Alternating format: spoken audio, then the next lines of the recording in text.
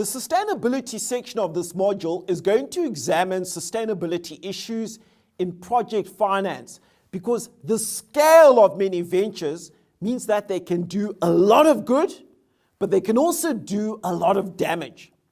Now, the nature of project finance means that it's frequently deployed to execute ventures that have massive ramifications for the communities in which they're located, together with the broader environment. Typically, project finance transactions will be mining, they'll be in power generation, transmission, pipelines, telecommunications, and the related infrastructure. Now, the nature of these projects is that they can be disruptive and imposing in the environments and the communities within which they're located. And what we've seen over many decades is that poorly structured and executed projects can result in a number of negative effects. They can harm community livelihoods. They can contaminate the environment. And project stakeholders who wield disproportionate benefits at the expense of host communities and environments are usually in an unfairly strong position. Frequently, where a project is not well managed, it can also lead to direct or indirect losses in human life.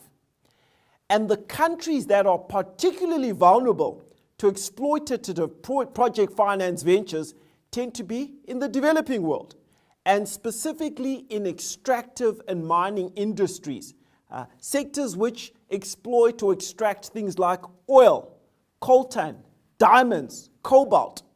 So the Democratic Republic of Congo and Nigeria, for instance, have suffered and continue to suffer massive human, environmental, and financial costs due to exploitive and predatory project finance ventures executed in the mining and oil industries.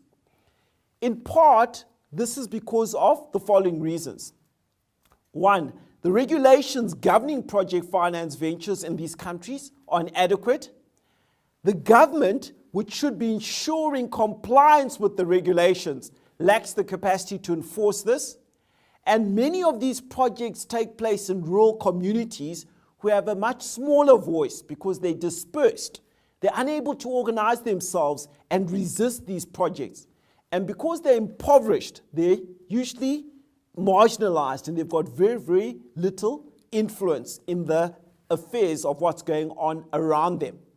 So in light of this, a growing and a more onerous system of sustainability principles has been developed in the project finance space.